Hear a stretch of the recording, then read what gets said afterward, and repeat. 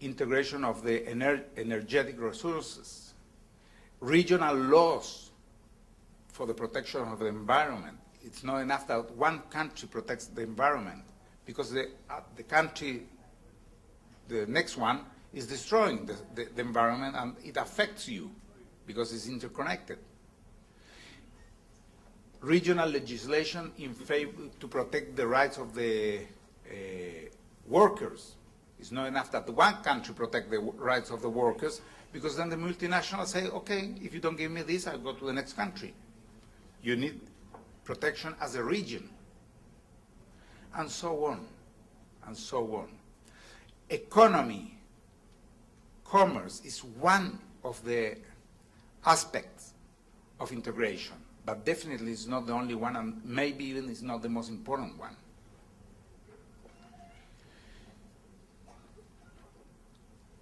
I think that also there's another important virtue in this region, and it's in Mexico. Mexico is in the north region, right?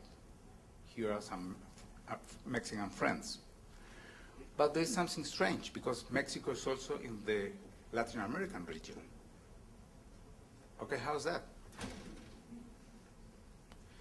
It's infiltrated everywhere. That's quite interesting. That's the interesting point. Mexico is a frontier, is what we can call the frontier culture. You understand that? Cultura de frontera, frontier culture.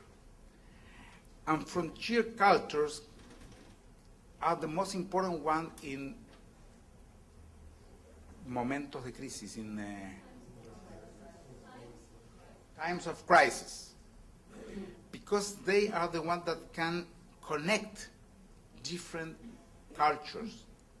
Those are the ones that can bring the good and to stop the bad from one to the other.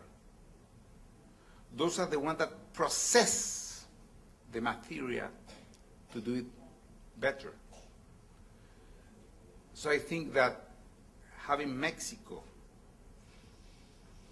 in this region, but also being part of Latin America, is one of the main of the best opportunities we have here in this region. Most of all, because at the end, the project is not only a Latin America region and a North American region and an European region. That's not enough.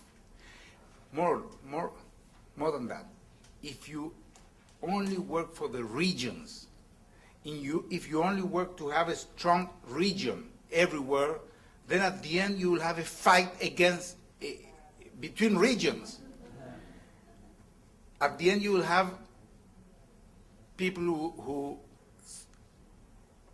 affirm positions, how is it, you affirm positions of their own region against the other region. And you at the end can have something like a regional cultural chauvinism. Chauvinism historically is something national, but you can have also a regional chauvinism.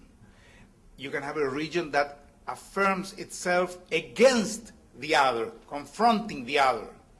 And definitely we don't want that. And that can drive you to a very complicated situation.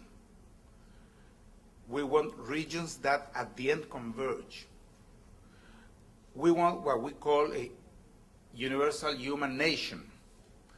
But okay, we still have to work for that.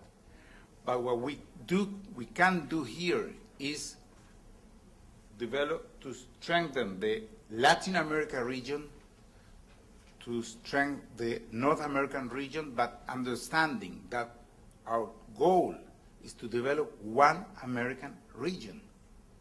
One American region. And I think in that point, the virtues of Mexico, if you understand that, the virtues of Mexico are fundamental to be able to develop this one region, one American region.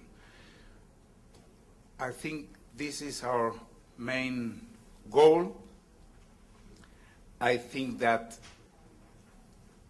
of course, there is a lot to do, but I also am sure that this forum and the forum we are going to have in 1 week in Bolivia, probably with different languages, probably with different faces, probably with different places, not such a good microphone and so on, but probably for sure, I'm sure with the same feeling, with a feeling that human nation is possible, and we're going to work for that. Thank you.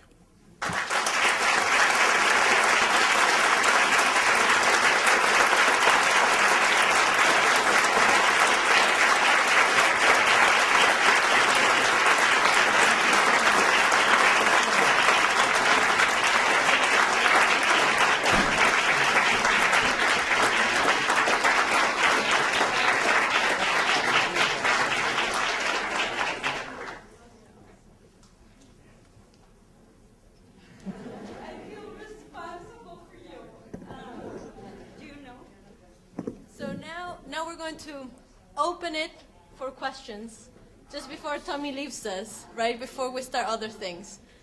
So we'll take just a few questions to give people a chance. All right, Tommy, is that fine?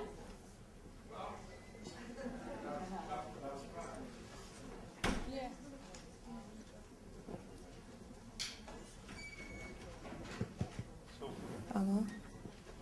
Entonces, ¿qué? ¿Preguntas? Okay. I have a lot of questions.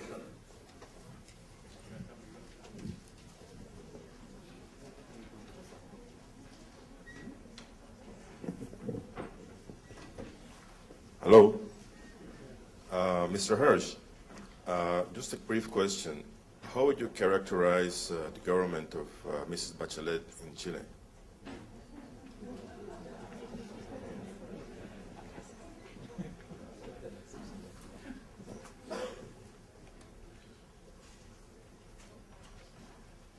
I think that she's a good person. I think she had a very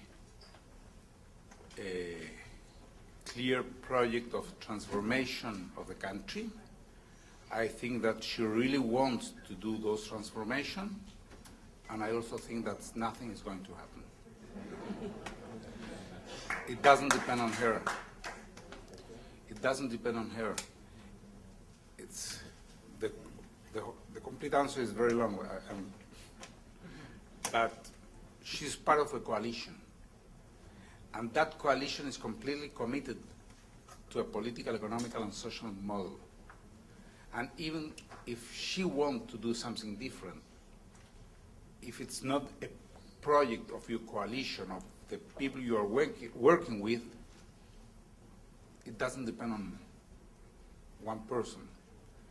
And that's why not only I think, but I see that she's in power for 2 years and almost nothing is happening. Why is this coalition committed to this political, economical, and social model? It's another discussion, but mainly it has to do with the situation that you find all over the world now. The left, the old left, almost disappeared or is in a crisis. There is a big question all over the left. What is our role? And there are different ways of understanding that point and to answer that. What is our role? One part of the left has the feeling that it was not possible to carry out the revolution. After the falling of the real socialism, they had the feeling of defeat, of, well, it was not possible. And they resigned. Then there's another left, or that was called left. They were lefted one day, and they are so-called, more or less in general, the social democrats, with different